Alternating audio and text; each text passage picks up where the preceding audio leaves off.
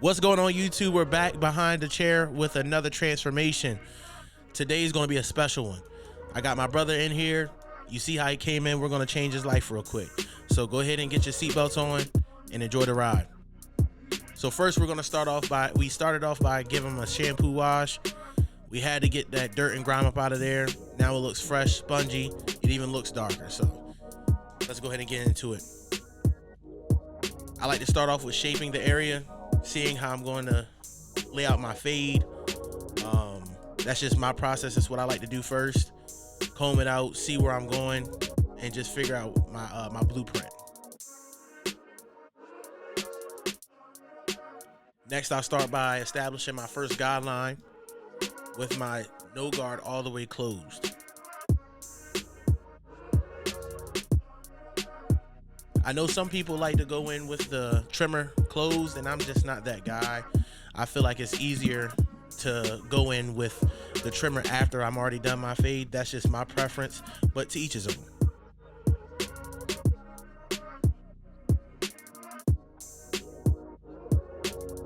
So now I go in with my 2 guard, not digging into the hair, just with a C motion, establishing my fading area.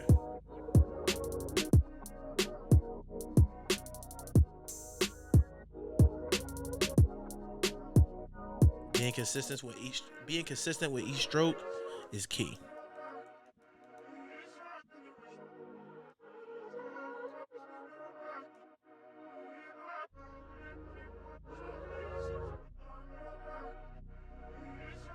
Now I'm going in with the no guard all the way open, establishing my second guideline.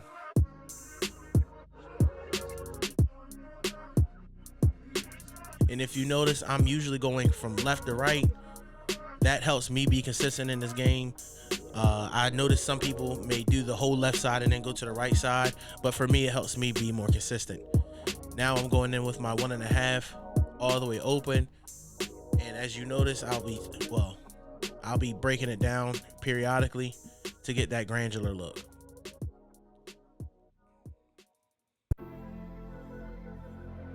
Taking my time, being consistent, that's the key to the game. We're in that mode.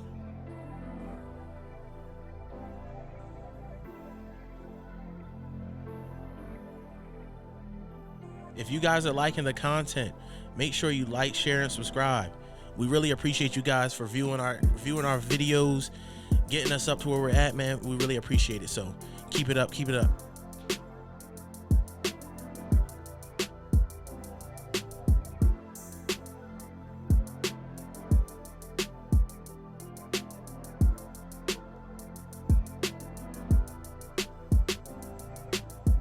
So we're just taking out a lot of that weight in the hair, getting our surface nice and smooth.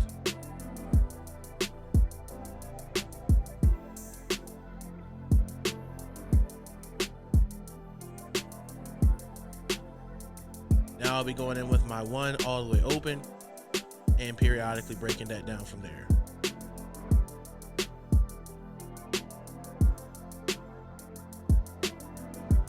If there's any type of content that you guys are looking for in particular, leave a comment and we'll go ahead and get that done.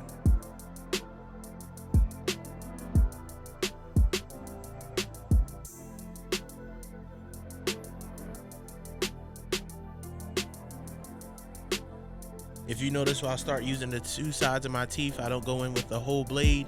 I'm just adding to that granular feeling. I'm not trying to establish a new guideline or set a new one. So we're just trying to knock that line out.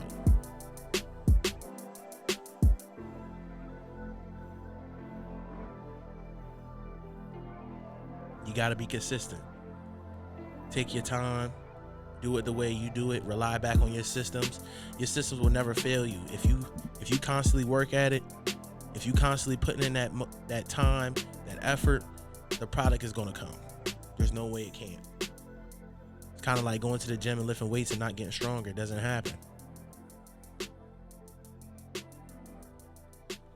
Yeah, this is going to be crazy when it's done. Crazy.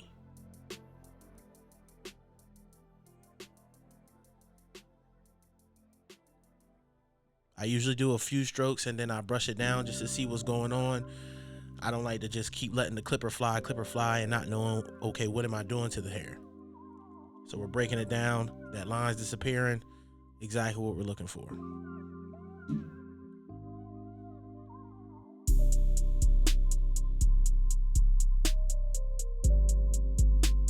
As you can tell, you can see his head moving. We have conversation in my chair. He's not just sitting there quiet. I like to build a rapport with my clients. That's just what I like to do. We have a good time. We build relationships. We build bonds, because this is a very interpersonal situation. How many men or women do you let touch your face a day? So this is real. This is a real deal type of situation, and I like to respect that you allow me into your space. So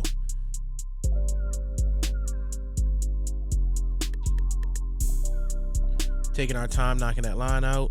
Now I have on the half guard, starting with it all the way open, then breaking it down to zero. Breaking it down to close, I'm sorry.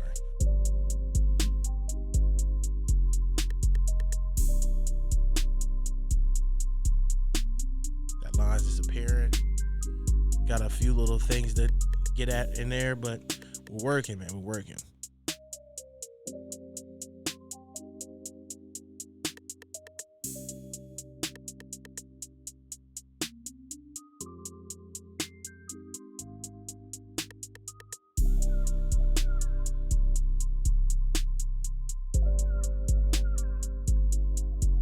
See me looking back and checking my work, the mirror doesn't lie. So we're going to go in with some clipper over comb.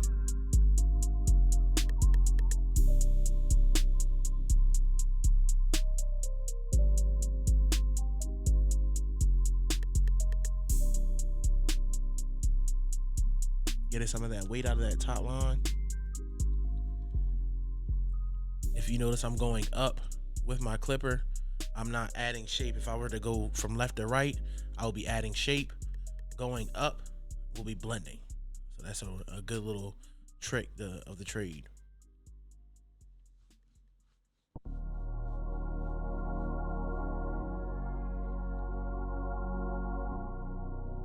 Now it's just a lot of detail work.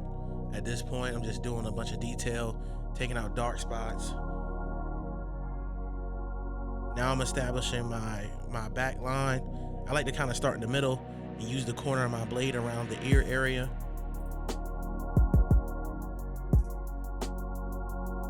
Making everything nice and consistent, combing out, getting all those loose hairs, those flyaways. So when he does cruddy it or whatever he does when he gets home, that line is still prominent. And as you see, I start to get that bottom line with my trimmer. Instead of going ahead and establishing that first guideline with the trimmer, I would have to do a lot of work to get that out. So not really a lot of work, but it's just an extra step. Same thing on this side. As you see, he's a little light in this area. I can take that line all the way up into the darkness or the density of the hair. However, the grow back is going to be different. That's why I leave mine out and I make it symmetrical on each side. He's a little lighter on this side, but the other side he's more dense. So we just try to make everything even.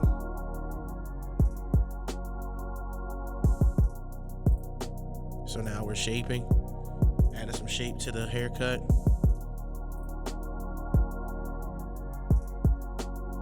Especially when you're doing cruddies and afros, you definitely want to be big on shape. Shape is everything.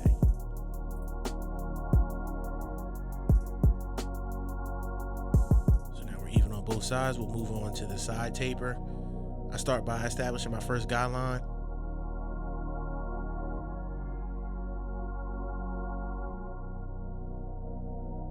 With my trimmer all the way closed. With my trimmer, I'm sorry.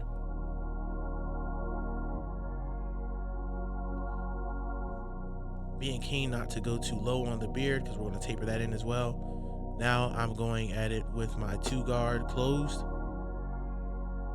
Just adding my shape. I'm not setting a guideline, I'm just debulking the area.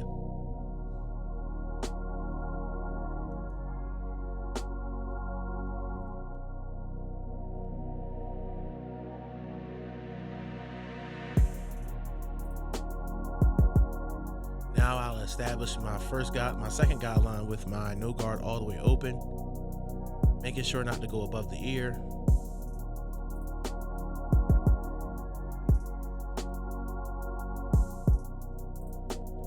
The reason I say that, everybody has landmarks, and those landmarks help you know where to keep your fade at. I use the landmark of the ear towards the side of the corner of the hairline and the first initial drop, and I use the corner of the ears. Those are my guidelines when I'm fading or temping on the side. So now I'm going at it with my 1.5 open and working it down to closed, adding that granular look.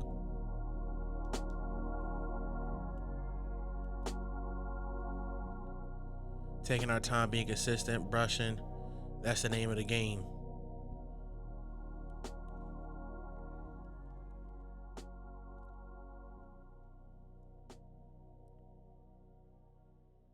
If you guys are liking the beats right now, definitely look in the description below. All of my producers' information is down there. These guys is fire. The White Brothers, they that. So if that's what you're looking for, we got that. Hit them up.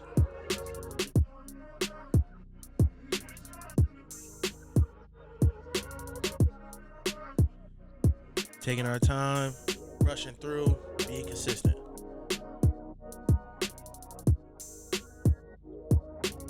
You can't rush greatness.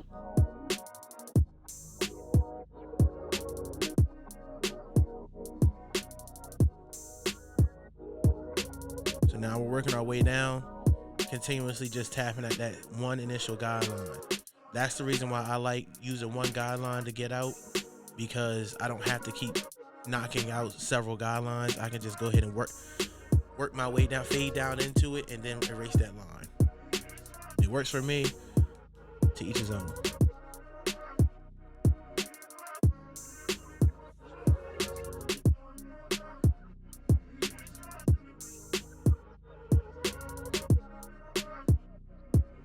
And now we're just doing a little bit of detailing here with the corner of the blade. If you're a new barber, I would highly suggest working on using the corner of the blade. It cuts down your surface area of cutting, because when you have the blade flat, you're going to be utilizing from left to right of the blade. When you turn it on the side, now you're starting to pinpoint.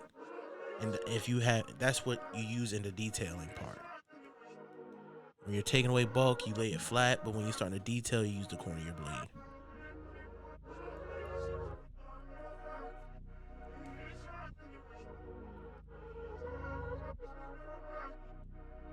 So I put on my 0.5, and I'm gonna start using that like a magic eraser, getting all that stuff up out of there. Oh yeah, real blurry. Call that butter. A butter cut. That's what that is. It's a butter cut. She like that. She fire. She fire.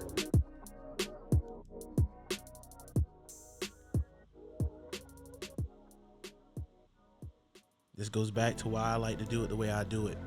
It comes out smooth, and I know how it's going to come out every single time, helping me be consistent. My systems make me consistent. That's what it's about.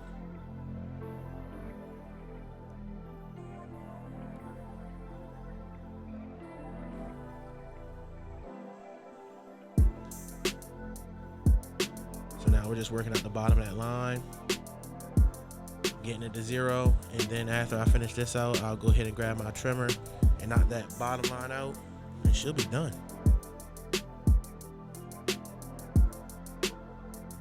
First, I'll do a little blending with the shape, with my clipper over comb.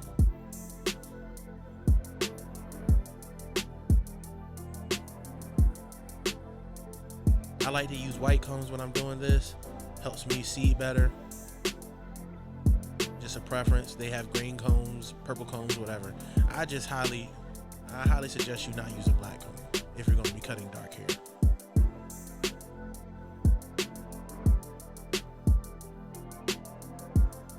So now that we've done that, do a little spot. Now we're going to go ahead and work on the taper in the beard, just blending everything in. I went in with a 2 guard going up against the grain. And then I'll work my way down with the 1.5. Then I'll go to a 1. Then I go to my 0.5 and then to no guard open, work my way down to closed.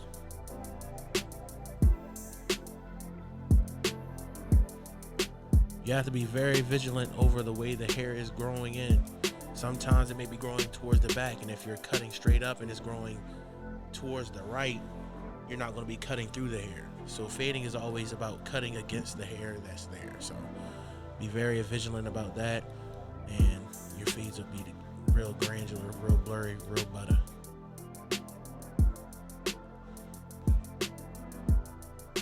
Taking my time, rushing through, going through my steps, my systems, working it out.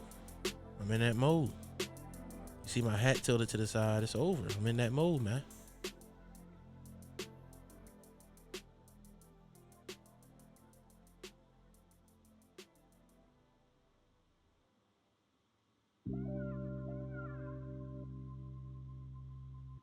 Yep.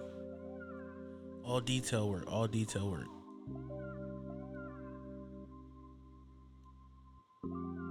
So now I'm gonna go ahead and jump into the lineup. We did the same exact steps on the other side. I didn't feel like you guys needed to watch that again, so we're gonna go ahead and jump straight into the shape up. I started out on the right side. Usually I like to start on my left, but the way the camera was set up in the middle, so I just was like, it doesn't matter what side I start on, but I prefer starting to the left. So you'll see me go back and forth, making sure everything's sharp, starting in the middle and working my way to either side. Focusing on if I'm going to the left, I'm focusing on the left half of my blade. If I'm going to the right, I'm focusing on the right half of my blade.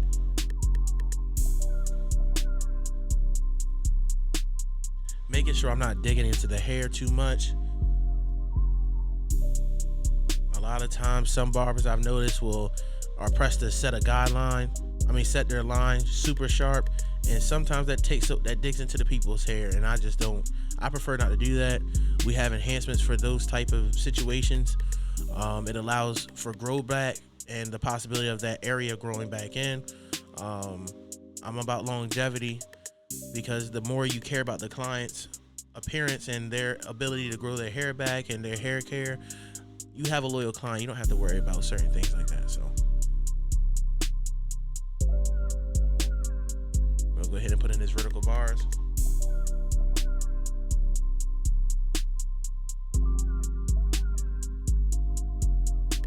Keeping everything nice and sharp, taking our time.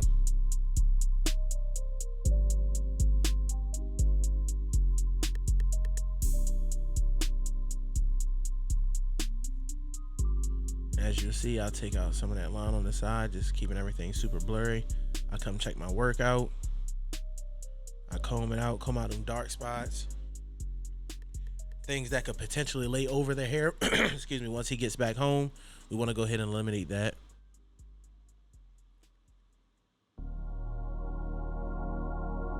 That helps to keep it nice, sharp, and crispy.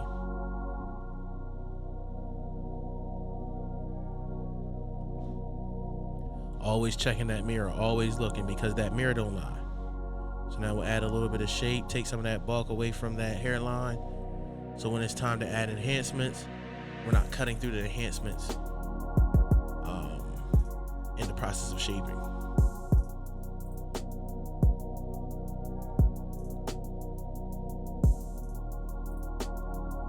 Staying truly consistent, working at it, making sure my clippers aren't staying on his head too much, thus adding irritation and the potential of cutting them. Our quick taps get in and go. We keep our clippers nice and sharp. Our trimmers, I'm sorry.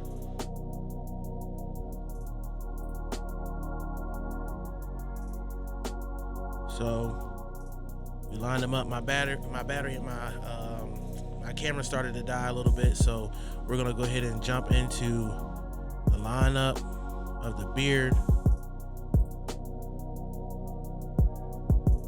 After we lined up the beard, we're gonna make sure it's symmetrical on each side. I keep my hand positioned in one area, so when I swoop around, it just adds the curve, because your wrist has a natural curve. I don't feel like I need to move my hand too much. That's just me. I like to use the back of my blade and just go with the flow of the face, honestly. After we lined him up, we gave him enhancements. We diced him up, put him in that pocket, and that's just what we do. That's how we did it. So we go back, check, see what's going on, and this is the final product. My boy is sharp, classy, gentleman's cut, very nice blended taper. This is how he came in. Down bad, needing some love, and this is what he got. Super sharp, super crispy. No need for a guard when you run the point.